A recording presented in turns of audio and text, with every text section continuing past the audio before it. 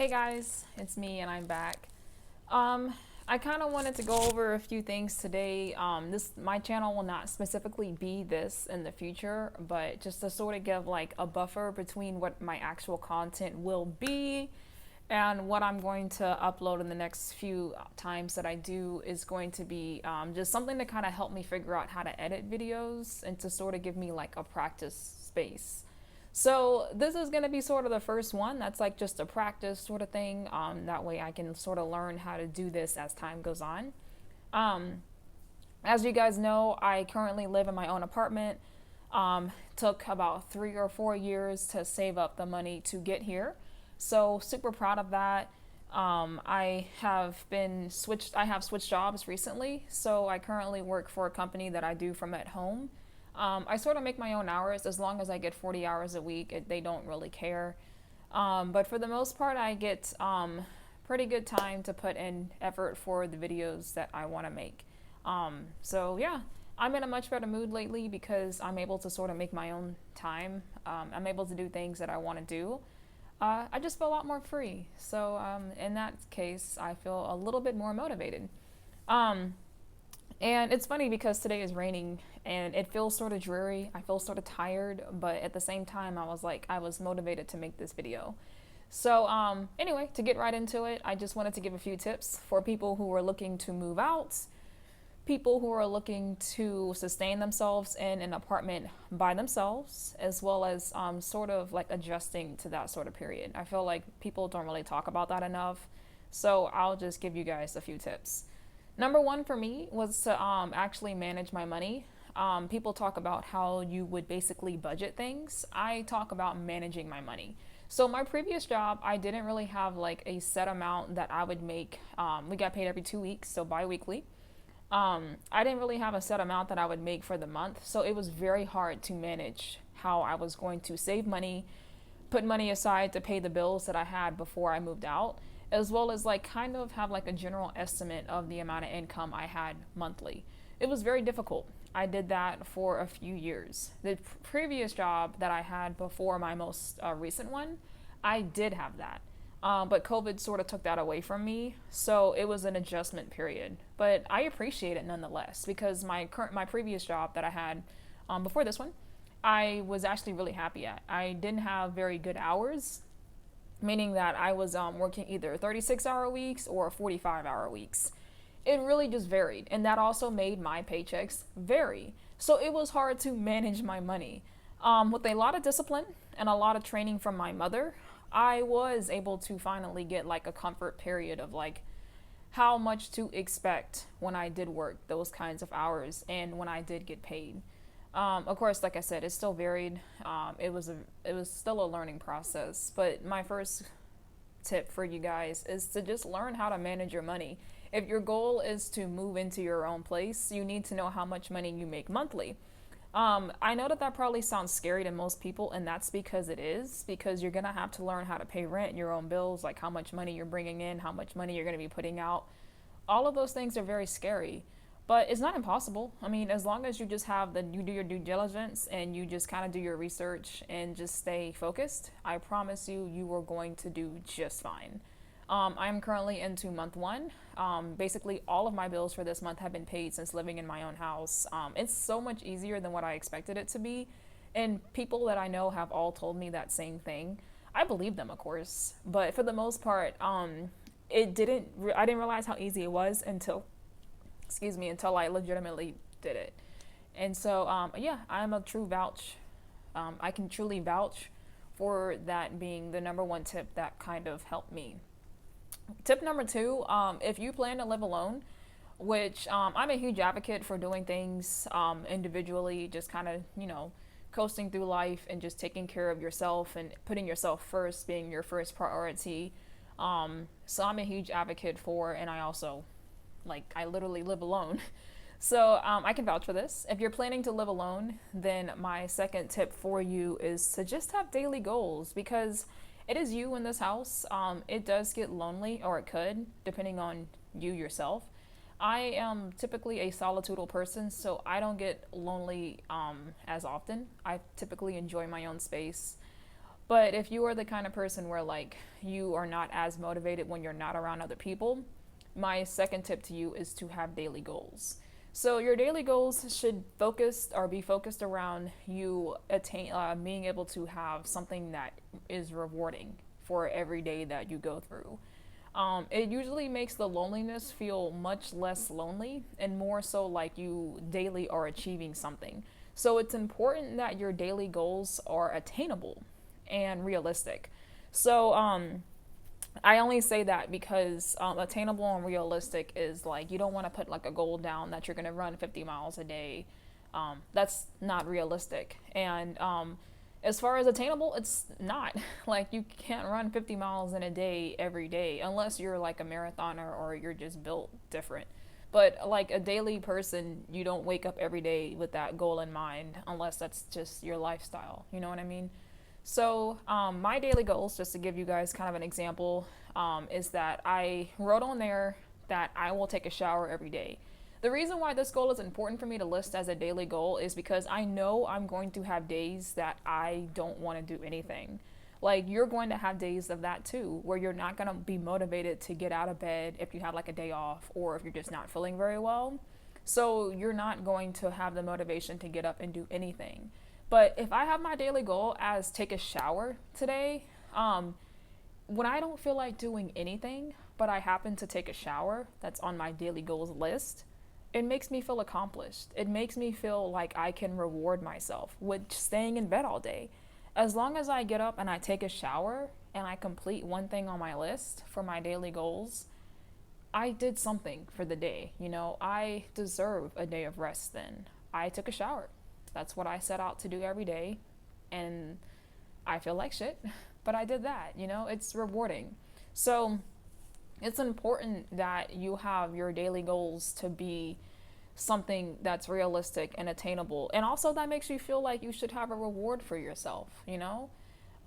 So that's just something that I recommend for you guys. Another tip is, well, kind of in the same tip, is that you should have weekly goals as well. These are the goals that should be different weekly. Your daily goals should be kind of the same things every day, and that's just to kind of keep you on like a focused track of like, I'm gonna make myself breakfast every morning. I'm going to at least take a shower every morning. I'm going to at least like spend a couple of hours playing video games, like just things that are rewarding and that you would see yourself doing anyway. But you can check those off your daily list of being like, I accomplished something today. I did something that was fun. I did something that was productive. You know, your weekly goals should be kind of the bigger picture. Like every week your goals should be different, and that's just to keep things interesting. So my weekly goals is basically to make sure that I put in enough hours for work. That way I can bring in a paycheck that is sustainable to live on, as well as feel like I'm being productive. Another weekly goal that I have is that I recently got my bike back from my parents' house, so I plan to at least ride 2 miles a week. Eventually, like originally, my goal was to ride my bike every day. That was one of my daily goals. But on a day like today where it's raining and it may rain all day, I'm not going to want to go outside and ride my bike, you know? So it would make me feel as though seeing that on my daily goals list and I don't accomplish it daily, I'd feel like, you know, a little bit defeated in a way. So I went ahead and made it my weekly goal is to ride my bike and do at least 2 miles a week. Of course, like I said, for you it's going to be different, but that's one of my weekly goals. Another weekly goal that I had was to make sure that I took the time to sit and reflect on myself, you know, making sure that I'm asking myself the right questions and I'm in the right headspace, you know, just giving myself the time to check in. It's like a mental health check thing that I would do, and I only put it as weekly because if I did it daily, I don't think I would feel like I'm like, if I did it daily, I feel like it would not be as productive for myself. So if I put it on my weekly list, it makes me be able to reflect across the whole week. Like, what things did I feel accomplished doing? What things did I feel defeated doing? What things did not give me the right headspace? What energy did I like? And stuff like that, you know? So that's just my input. And then your last goals should be sort of your monthly goals. These are all things just to look forward to. You know, you live alone. You're waking up alone. You're going to bed alone. If, you know, unless you have a partner or some sort. But for the gist of the video if you are alone. Like, it's just things to look forward to, you know, things that you would be like, yes, I did that. I'm so excited. Like, oh, I'm looking forward to this. Or when I get paid next, I want to do this next. You know, it's just things to look forward to. So you should have a monthly goal. And an example of mine is that I, this month, would like to purchase my patio furniture. So right now, I currently have nothing out there. I do really want to decorate my patio though. Like, I plan to put so much out there because being outside is one of my favorite things. I love looking at nature. I come from the country, so I'm really all about just spending time just looking at, you know, putting my feet in the grass, you know, walking around barefooted, just being out in the open. Like, I'm not really a city girl.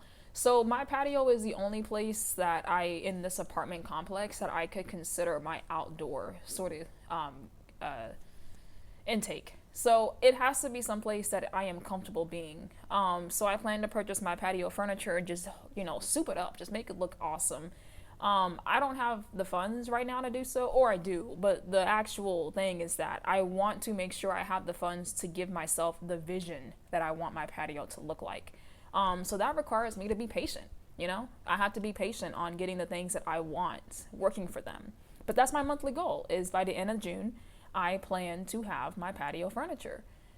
It might not be the vision I want, but that's the whole point of me working towards that. The monthly goal is to get there. So, you know, that's just like a starting place.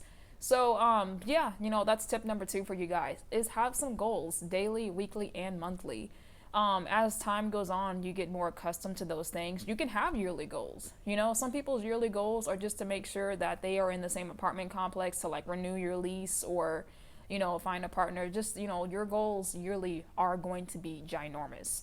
But the point of this is that you want to take things slow. You know, it is good to look at the bigger picture and look in the future and like plan ahead of those sort of things. But to sort of keep yourself sane and not jump the gun too far is to look at the smaller steps. You know, the yearly goals can be something you start planning after 6 to 8 months when you're comfortable with your other goals. And from there is when you would like take those on. But for now, just take a deep breath and just do your daily, weekly, and monthly goals. Tip number 3 is, I sort of mentioned it in tip number 2, but it's to be patient. You know, whenever you first move into your apartment, you're not going to have everything that you need or want immediately. That was my mistake. I moved in here thinking that I was going to have the furniture I wanted. I was going to have the dishes that I wanted. I was going to have everything that I wanted, because I come from a house that had everything that I needed. So it's something that you're going to have to reflect on when you move into your new place, that you're going to have to just take it slow. You're going to have to get to where you want in baby steps. You're not going to have it all. So be patient with yourself, with your situation, with anything that's affecting your energy or whatever else is coming on. You are going to get there, I promise you. But give yourself the time to get there. You know, don't rush. Don't go into debt just trying to buy your furniture. Don't go into debt trying to get things that are not necessary. My brother really wants me to get a gaming monitor, but I tell him all the time, like, my priorities are not sitting at a desk all day playing games. I need to make sure that I can sustain myself of where I eat, like a dining room table or my coffee table. I want to make sure that I actually get my patio furniture before a monitor for, like, you know, playing games and such on, because it's just not a priority to me. It's a priority to me to sit outside on my patio on a good day and look at the sunrise or sunset, or like cars pass by, or look at like out at the field that I'm, you know, in front of. It's not like a priority to me to get a gaming monitor. You know, it doesn't serve me any purpose besides playing games, but I have consoles, so I'm already like fulfilled in that aspect. So, you know, just be patient with yourself when you move in. You don't have to have everything, and anyone who tells you that you do, they're wrong. Like, it's that simple. But you should surround yourself with people who give you the comfort to know that it's okay to start at the bottom. It's okay to not have everything. You should have people in your circle who encourage patience, because that is very important all the time, like for anything really. So that's kind of what that tip is. Fourth, I would say, would probably be to get to know your apartment complex as well as the people. Before I moved in here, I knew exactly. This apartment complex was built in 2020. Like, they opened it up. People moved in here in 2020. My apartment complex is not even a year old yet. It'll be a year old next month. But I saw the development of this place back in 2019 because I made my decision to live here. I made sure my budget was going to be matching up. Like, it was affordable for me. So this was my goal, to live here. So before I moved in, I was annoying. I was very annoying to the apartment complex leasing people. I was calling them every other day. I was emailing. I was making sure that I had all my everything correct. Like, I wanted to come and see what it looked like. I drove through here at night. I was just on it, like that. But everybody is different. But I really do push for that being something that you aim for whenever you come into an apartment, is like getting to know your complex as well as the people. So when I came here, the people, there's not many. Like I said, it's still being filled up. So you don't get like a really good representation of who's going to be living around you or whatever. So it's good to know what it looks like at night. At night, it was quiet. And even in the daytime, it's quiet. And that to me was like weird because I live right next to, like, behind me is the playground for the children. So when I came to tour, I did not even realize that it was like school time months. But it is now currently June, so it's technically summer. So, but it's still quiet. Like, I don't hear the kids, and that could just be like my walls are kind of like not, they're soundproofed. But I don't really hear too many kids playing like all hours of the day. I hear them every now and then, but they're not like loud. There's not loud music playing. Like, people aren't driving through with loud music. They're not disturbing. Like, it's really cool how quiet it is here. And at night, it's the same feeling. Like, I could walk around my apartment complex at night and not be bothered. Not have nobody looking at me crazy. Not have no one, just acting suspicious. Like, it's awesome to have that sort of feeling when you live in an apartment complex. And getting that feeling at night is the best time to do so. So, another thing that I did for getting to know my apartment complex is that I was wanting to measure everything. I'm very peculiar. I want things to be very specific. I wanted to make sure that the things that I was going to be getting was going to fit in my apartment. I wanted to know how my space felt. Like, I just, I can vouch for that being very important, but you might have different priorities, but that's just how I did it. I wanted to know what my space looked like before I bought everything. I did come in here with the futon as well as, like, my bed frame and my mattress. But it's really good to know just sort of how your space looks before you bring in all that stuff, in case like half of that may not fit, girl or guy. Like, that's just something that you need to understand before you move into an apartment complex. And those are just the tips that I have for you. There could be more that I think of down the line, but as time continues, you are going to come up with your own tips to sustain yourself in an apartment. But I ultimately hope that these helped you in some sort of way. I hope that it gives you ease and relief to know that it's not as hard as it seems. And I hope that overall you keep up with your mental health and that it's not something that you see as daunting.